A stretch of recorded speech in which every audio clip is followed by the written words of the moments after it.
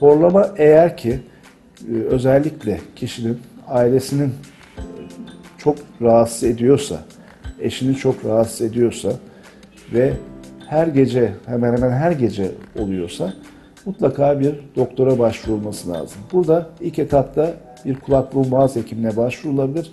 Üst solunum yollarında bir problem olup olmadığı araştırılabilir.